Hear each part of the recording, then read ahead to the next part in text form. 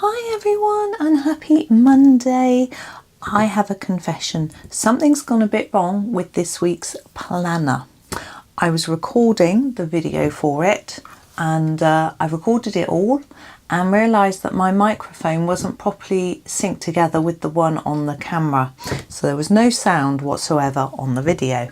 So I've completed the planner page, but there's no sound on the video. So I'm going to retake the video using the same page from Small Victories, because it's the Small Victories page. It's this exact page. So I'm going to do it again. I've noticed that they're about the same size actually. Now I used my Posca pencils. I'm going to try and completely recreate what I did in the video, in the original video. Excuse me. So yes, Posca pencils. And yes, I'm going to try and recreate it, and I'll show you the finished one at the end. I thought I wouldn't reveal a spoiler, although it's in the thumbnail, isn't it? So maybe it doesn't matter. So yeah, here's the finished page. And we should try our best to replicate that. So what I did was I used my Posca pencils and I did some repetition of colours through the page to sort of make them look similar but not the same. You can, if there's no background, but we're going to start with fish number 1, and we're going to use the two ochres, the ochre and the light ochre. The ochre is 19 and the light ochre is 78. And I can't show you the numbers because they're right on the bottom like that. It's really, I can't get them in focus. So you'll just have to believe me, I'm sure you do, that we're going to start with the ochre number 19. Give it a sharpen. I find the Tegao sharpener, if you don't drop it, is a really good one for the Poscas. Now with the body, what I'm doing is I'm going to use this to start with. I want a nice thick layer on the edge, colouring around the little elements and then fading it towards the middle and doing that all the way round. And then we'll introduce our second colour to give a sort of faded effect. But I want to make sure I tail this off a little bit, so fade this down a bit so it will blend into the next colour. So I don't want to do this and have a line. I want to do this and just gently put down less colour towards the centre of our fish. Okay, yes, it was a bit of a disaster, but I didn't know what to do. And my son said to me, I've got the technology where if you can record a voiceover and then I can pair them up.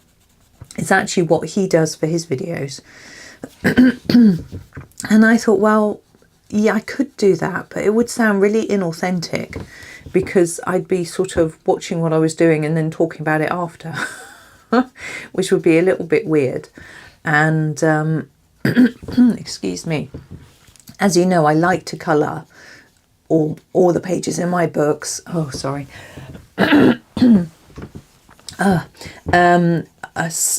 Anyway, so it's not like I'm not going to finish this book. So, you know, I didn't mind doing it again. Doing it in this one, it was just lucky that I haven't coloured it already. Now I'm going to my light ochre and I'm going to just, you know, do some more. Again, I'm using the same technique as before. So I'm not starting right at the edge because I want that to be really dark. Start about here as you start to fade and make this the darkest area of light ochre and then fade it towards the centre of the fish. Yeah, so I don't know what I was saying. I distracted myself. Yeah, so I didn't mind anyway redoing it. It just seemed easier somehow. And I know it's working this time. I know what I did wrong. My husband felt really guilty. He said, I was going to write you a checklist to make sure it was all working and I didn't. And can I do it for you? I was like, yeah. But he was feeling a little unwell yesterday. So not that I didn't ask him anyway. So he wasn't to know. But yeah, my son does like his Minecraft videos, so he'll do like time lapses sometimes where he speeds things up. Now on this fish, we're going to use these two colours for the flowers. Okay, so I'm going to use the darker colour, so this is the ochre for the centre, and then I'll use the lighter one on the edge, like this. Yeah, sorry about my voice, it's quite early in the morning, it's only 8 o'clock. I have had breakfast and I did wake up at 10 to 6, so it's not mega early, but it's a bit earlier than I would normally start to record, but it's nice and quiet, as you can imagine.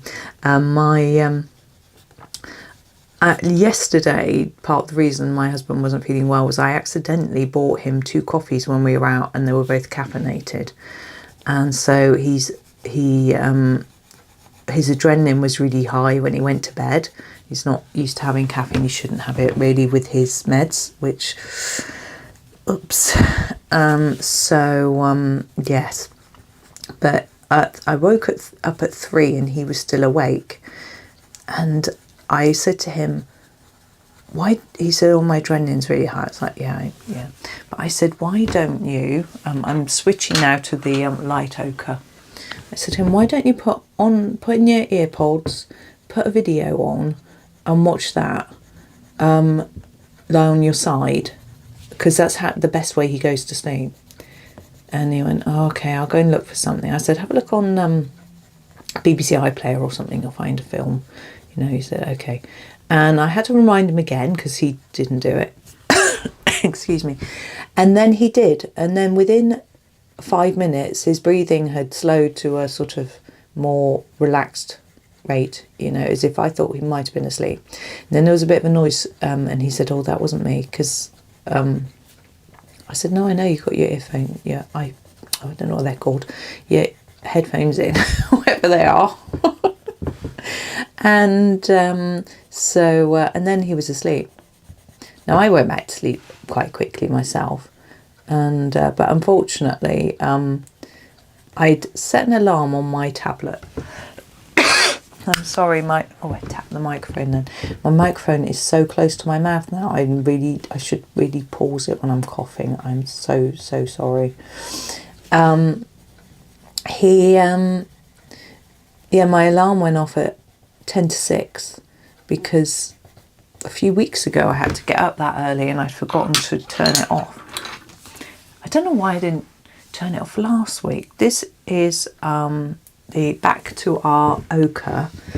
So I don't know why I didn't turn it off last week, because I'm sure it was the week before that, because it was from when I booked my son's driving test and I had to wake up really early. I don't know, or maybe it was only this week that maybe it was only last week. Gosh, maybe. I know he's got another driving lesson this week, his second one, but I haven't put him on the insurance or anything yet. It's all a bit expensive for one thing. But I also said to him he needs to buy some L plates, learner plates. This is the light ochre. Before I put him on there, I think this ends up looking a bit like a butterscotch colour. He said, I said, you've got to buy some L plates to put on the car, because you can't drive the car without them, and they'll take a while to arrive, because there's no shops around here that sell them, so he'll have to buy them online, have them posted out to him, but he hasn't done it. So but you know, I want him to have quite a few lessons before he goes in our car. You know, he needs to be all confident as well. Right, our second colour is, where should we go next? We'll do the red. Now we used a dark red, which is 15, and the orange, which is 4. Yeah. So start with the dark red. Flowers on this one, that's right.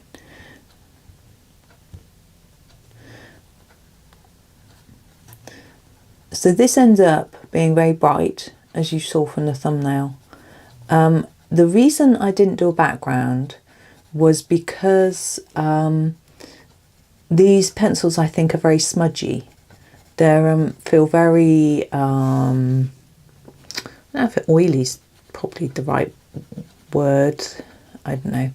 Anyway, I was worried that if I used any pastel chalks near them and just smudged them with my little cloth, that I would just make a big smudgy mess all over the page. So I decided not to do that, but you can. I also did think I could potentially do just a few waves in the corners. I think I've done that on a picture before though, so I didn't on a planner page before, so I didn't want to just look the same, like I had no imagination. So I didn't do anything. That looks more imaginative than not. This is number 4, the orange. And we're going to take that colour right out to the tip. You can see it doesn't really look that orange. It looks very red, which is fine. Excuse me. So yeah, so it's just me and my one son up. He said he was up very early, about 5, I think he said he woke up. I've been waking up quite early though, because it's really bright and sunny, but I didn't this morning. So but I think he may have gone off to sleep a bit earlier. I don't know. He seems perky enough, which is good. But we're out this afternoon, which is why I thought I'd get on with this quite early. Also, I didn't get any videos made yesterday because the one I made, I messed up, as I explained, this one. Right, back to red, dark red, and we're doing the fins and tail. Now we could do each section, but I don't want to on all of them, so I thought I'd make them match, because the bottom one, which I've done already, doesn't really have sections. It has stripes, but not in this, a bit different, so I thought I'd just keep them simple. Why not? I'm trying to think of what to do for my next video while I'm doing this one, which is a little bit distracting. I need some short videos for the mornings. I'm not sure what to do. This book's got some that I still haven't done in, but I don't know whether that, I did that for the last series, so it might not be a bit too samey for you. Excuse me. So now we're going for our orange. So I'm not sure yet. I haven't thought it through properly. We'll see what we'll have a think. I'll have a think. As I haven't got any small ones left in Magical Worlds, so it won't be there. There, I was thinking about Magical Worlds, how it's got a lot more simple pictures. I guess it's a bit like Worlds of Wonder, where you can add a background, but a lot of them you don't have to, and it makes them feel quite simple, but not really, really simple, but just nicely aimed, so you don't feel you have to do a big background. I'm switching back to the dark red. If you feel overwhelmed by that, you can just do the picture and not do the background. And Johanna herself said, I remember with Worlds of Wonder, she said she doesn't always like a background. She likes giving the picture space to breathe without having to put in, without putting in some sort of detailed background. And despite the fact that I see the most amazing backgrounds, which I'm sure you do too, sometimes I look at a picture and it hasn't got one and it looks stunning. There isn't always a need, and also, you need to do what feels right for you and your mood. And I have ruined many a picture by feeling that I had to put a background in. It looked nice and then I'm just like, ugh. Particularly when I first started out and I didn't really know what I was doing, and I also wasn't very good at gauging my mood, so I might just start and then get bored and then it just gets ruined. you know, whereas I know now that if I'm not in the mood for doing a background, I don't do one, or else it just will look half-hearted. So this is the orange. Yeah, so I tend to be a bit more cautious and careful about what I'm doing, because I don't want to ruin things. If I like how it looks, why do I need to put a background in? You know, it's just for me, maybe for you as well, but you know, it's I don't feel that pressure anymore, you know. I used to, but if I'm in the mood for it, I'll do one. And people, a question I'm always asked, or I always see being asked about backgrounds, is do you do it first or last? Usually last. However, I plan it. I need to sharpen this. I plan it first, because I've said this many times. Sorry if I'm boring you. If this page, I've decided I want to do a water background, okay, a watercolour, let's say. Not a watercolour, a colour of water. And so what colour should I do? Well, let's do a turquoise background, okay. So I need to make sure that I have decided on that colour before I start. Because if I then thought, oh, I know, I'm going to do a turquoise fish, then when I put my turquoise background down, what's going to happen? That fish is just going to be absorbed into that background and won't show up. So you have to think a little bit about the colour so that you can make sure that what you're doing in your foreground is going to work with that background, you know, and it is going to not, it will stand out enough still or not, depending on how you want it to work or look. Also, let's say I want to do a pastel background. I don't want to use my glitter pen first, because our glitter will just smudge everywhere. However good your pen is, if you rub it, the glitter comes off the paper. So if I want, say, these blobs here in glitter pen, let's just say, and I do that, and then I put a chalk background on top after, and move it around with a piece of you know, cotton pad or cotton wool or whatever, and I go around here, I'm going to take up some of that glitter and I'm going to start spreading it around the page. Now with glitter, it often spreads itself anyway. It seems to have a bit of a life of its own, but you certainly don't want to do that. So there needs to be a little degree of planning in your thought process just before you start. Now quite often you'll see me just plunge in to a picture. I don't spend too long thinking about it, but as I start, I do think about it. I might not always narrate my thoughts. Now what do we use for the last bit? Hang on, I've got it written down here, sorry. Blue and light blue. Is that those two? Blue. I've got to look at the numbers, sorry, 33. Yes, 33 blue and 8 light blue. Okay, I'm going to start down here because we're doing the flowers. So this is the blue. And again, we're going to put light blue on the tips. So yeah, I'm doing it out of order this time. I don't think it matters, do you? There we go. Yeah, so we went to the wetlands yesterday and we saw such lovely little baby animals, ducks, birds I suppose you call them. So we saw we saw lots of baby grey lag geese. Some of them weren't so babyish, they were more like teenagers. They usually are the ones that hatch first, so they get quite grown up quite quickly, although there were some really, really teeny ones who were having a drink out of a puddle. They were so cute. And I saw a few coots. They were getting quite grown up as well. I didn't see any cygnets. In fact, I didn't see many swans, actually. Now here's the light blue to finish this one off.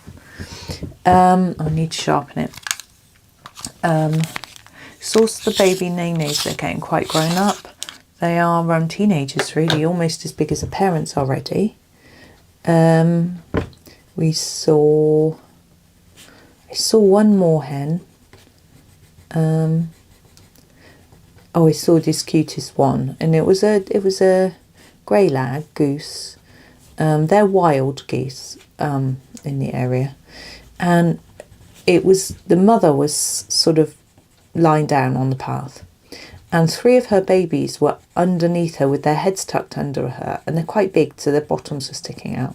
But one of them was on her back, and his body was hidden, and his little head was sticking out from between her wings. And to start with, it looked a bit cute until my son said, "Oh, it's a decapitated one." Oh, thank you, darling. Oh dear. But anyway, children, eh? Well, I say children, he's nearly 20, but you know. Oh well. But we had a lovely time looking at all the babies and just having a general walk around the place. And my husband, there was some sort of trail my husband was doing. We were just watching him. And I've just got to wipe my nose, sorry.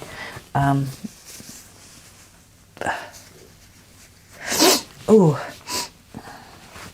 looks a bit red, white and blue, doesn't he? We haven't finished him yet. So here's the blue again, back for the body.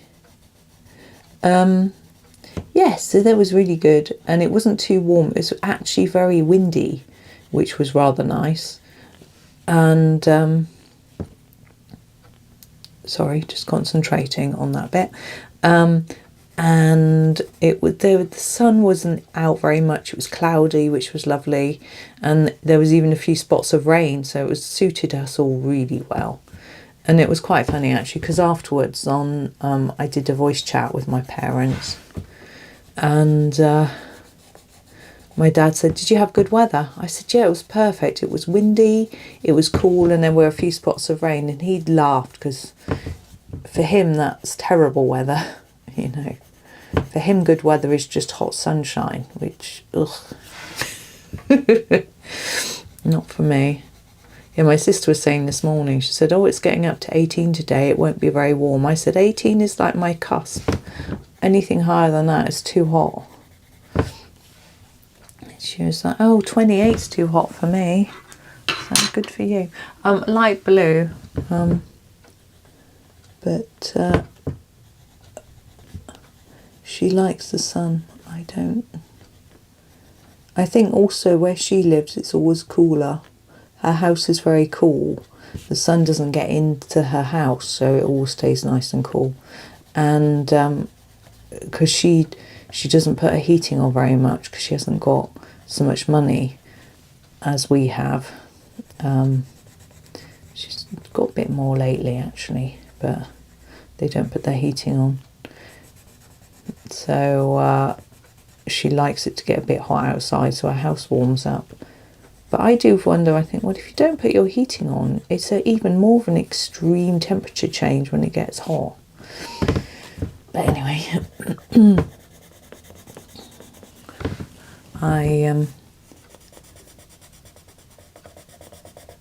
the weather is a bit annoying actually at this time of year, because it's not warm enough to dry the washing very well, but it's too warm to be comfortable. You can't put the heating on, and it gets too hot. Like 3 o'clock this morning, I was so hot and sticky in bed. Now, I'm not getting hot flushes anymore, which is a blessing because of my HRT meds, hormone replacement therapy.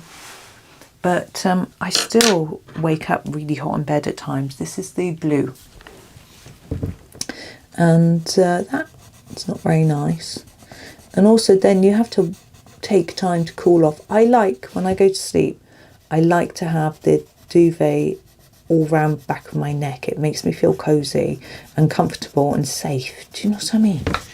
And so I have to throw it all off and cool off, but I can't go back to sleep until I pull it all back around me all cosy. But I might change the duvet for a thinner one. This is light blue. We've only just changed from our winter one, which is a 13.5 feather duvet. It's just so comfortable, to a 4.5 one. But I'm wondering whether to put my 1.5 on already. But I don't know what the forecast is, whether the weather's going to stay sunny and warm or whether it's going to go cool again. You never know in the UK. And even within regions of the UK, we have a bit of a microclimate here. You can never tell. We don't get a lot of breeze. It can get quite muggy, and which isn't very pleasant. And yeah, because we've got hills all around us, that really impacts the weather. Right, green, number 6. That's not it. Yeah, there it is. For all our leaves. Now what I did with the leaves was I tried to fade them to the tips, but a lot of them are so small that I was unsuccessful. But I just did my best and tried not to miss any out, which I've just done. I wanted to demonstrate to you the fading at the tips, which you can see more on a larger one, but even then it's not that obvious. Now, because I've used quite simple colours, you should be able to quite easily do this with any set of your own. You know, just a green, 2 ochres, if you've got something like that. You know, maybe a Naples yellow ochre, that sort of thing. 2 shades of blue, a red and orange, that sort of thing. You could use 2 shades of red, because this red and orange combo just looks red. The orange is very red. I'll show you actually on my swatch chart. There's the orange look. See, I would say that bright yellow is an orange really, but yeah. So yeah, just take a few different shades and off you go. It's quite simple. And it doesn't matter if they're slightly different to what I've done. But, oh, excuse me. Yeah, I do have some comparison charts, conversion charts, whatever you call them, for these Posca pencils and some other big brands. So you can look those up on my Ko-fi. And there's a link in the description to my, not sure actually. I'll put some links in so that you can find some of the charts that I have for Posca pencils. So you can go and have a little look. Now, because there's not many of these in the set, it makes it a little bit easier to match them in some ways, I think. But I just picked out, as I say, simple ones. Kept it nice and straightforward. It's quite funny colouring something that I've already decided how to colour, that I've already done before. Now, talking of done before, I have done this page in my original copy of Small Victories. I did this page as a video. I think it was a 3-parter. So if you want to try a completely different way of colouring these, there's that video. I'll try and link to it somewhere, somehow, if I can remember. I'll try. And so that you can have a look at that one if you'd rather. You would look at them both and choose which one you want to do, maybe. Or you may have already done it, you know, I don't know. It was quite early on, I think, when the book came out that I did that, recorded it. But it's quite different. It's got a background for a start, and the colours are more subtle. Couldn't be less subtle, could we? Yeah, so there's that to go and have a hunt for if you're interested. I also have made loads of new playlists on my YouTube to try and make things a little bit easier for you to find things. I've mentioned it before, but I thought as I was just talking about YouTube, I'll mention it again. Now I need yellow, number 2, to do all the flower centres, and they're just going to be really plain like this. Yeah, so I've made, so normally my playlists are, for this video, I would do a playlist for the planner, although I know this isn't in the planner, but you know, effectively it's my planner video. So I'd put the planner playlist, I'd put Small Victories playlist because it is from Small Victories. I would put the pencil brand. Usually I've got a playlist for every pencil brand. And then now I've got a playlist for fish, so it'll go in there as well. So there's lots of different playlists, but I decided that rather than just have book and pencil type, I would, sorry, I've got to lean forward on my desk, get out what I'm using for the last bit. I would put some categories. So these are stickles. It's called waterfall stickles, and I'm going to use these for the bubbles. Okay, now you don't have to use these.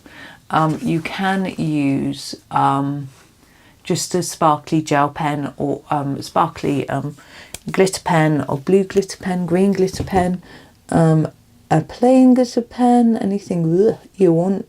These can be quite hard to control, as I just demonstrated. Whatever you want. Now the problem with using stickles, which I am going to find in this book, is that they're quite lumpy.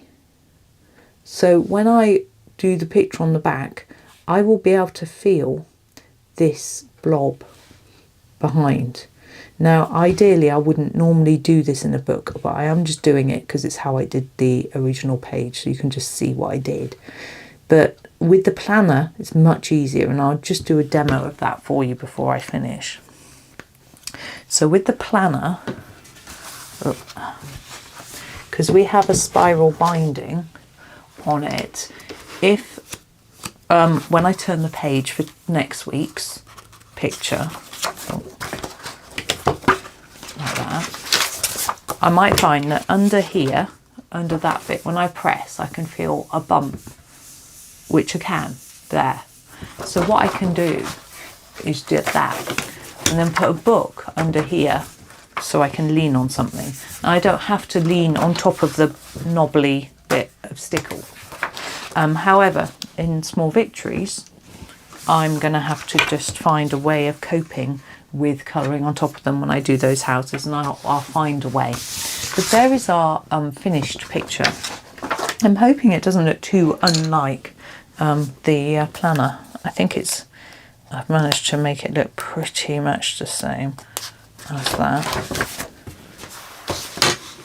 There we go. The paper's a different colour. That's interesting. So this is white and this is cream. Well, that's quite fascinating. I might use this for my picture, for my caption picture, not the Small Victories one. I don't know. It doesn't really matter, does it?